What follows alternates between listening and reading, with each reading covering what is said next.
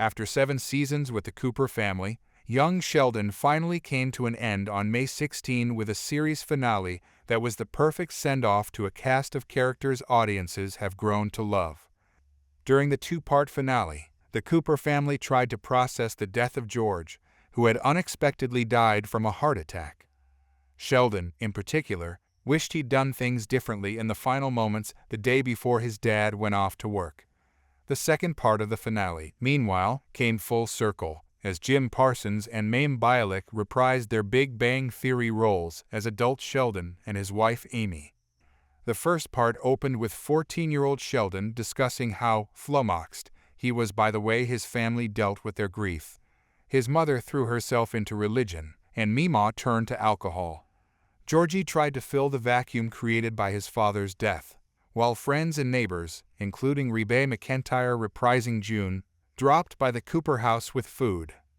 Sheldon, the devoted, longtime Star Trek fan he is, found himself replaying a scene in his head from the 1982 sci-fi sequel Star Trek Roman II, The Wrath of Khan. In the film's most poignant scene, Spock is at death's door and tells James T. Kirk the classic line, "I have been and always shall be your friend."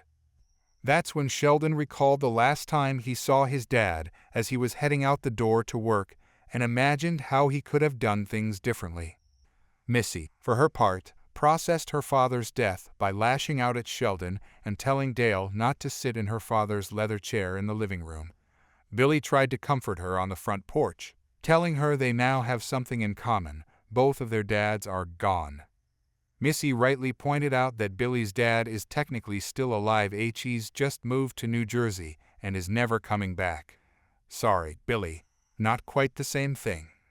Eventually, Sheldon tried coping with his grief in a different fashion by completely avoiding it and anyone who tried to offer their condolences, including Dr. Sturgis. As for Mary, the family matriarch found herself having a difficult time writing his eulogy. Meemaw offered some advice to keep it short and sweet and leave them wanting more. Mary later admitted she was mad at George for leaving her. When Meemaw told her she's still young and could find love again one day, Mary responded, "That's it for me. I'm done." At the funeral, Missy, George, and Mary each took turns approaching their dad's casket and saying goodbye. Missy recalled a tender moment they once shared when she was younger.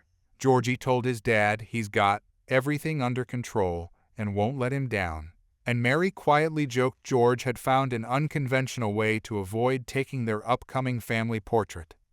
The family also gave respective eulogies, each touching in their own way. Missy and Sheldon passed on saying a few words, but Sheldon imagined what he would have said if he'd felt emboldened at the time. "I've been thinking a lot about the last moments I had with my dad. It was morning, and he was leaving for work," he said. "He said, 'See y'all later,' and I said nothing. I regret that. I could have said bye, or asked him for a ride, or told him that I loved him, but I didn't. I barely noticed he left. There were so many times that I didn't notice my father. I hope he knew how much I loved him." In a voiceover, Sheldon added that he wished he had said all those things. He also reflected on his dad's legacy. "For a long time, I focused on my dad's shortcomings. Now that I'm his age and have kids of my own, I realize he was just a person doing the best he could, and he did a lot. I didn't say it at his funeral, but I can say it now. I love my father. I will miss him forever," he said. When the second part of Young Sheldon's finale began, adult Sheldon was writing his memoir on a laptop in his home office, as Amy second-guessed some of his work. Sheldon and Amy exchanged comical barbs, and Amy jokingly still empathizes with how self-centered he can be. "I would love to dissect your brain to see which part of it is missing," she exclaimed. "Or you'll find an all-new structure that no one's ever seen before on evolutionary leap forward," he replied, adding as she leaves the room in a huff, "All these years, and the passion is still there."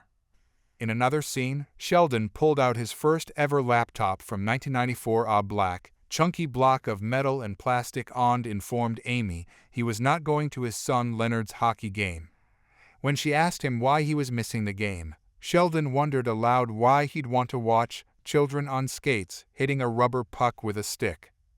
"Because Leonard is your son, and he is one of those children," Amy replied, to which Sheldon quipped, "This is why I wanted to wait until cloning was possible, because the old-fashioned way of having children got us a hockey player." The scene then cut back to the past as Meemaw walked in on Dale playing the guitar in the living room.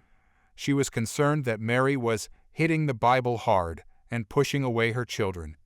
During a family dinner that night, Mary said she wanted Sheldon and Missy to get baptized, which didn't go over well. Sheldon questioned the merits of getting baptized with Mary as he was packing his things for college at the California Institute of Technology Caltech. "Mary drove me to church 3 times this week," Missy told Mandy. "Do you even know who goes to church on Thursday? Losers."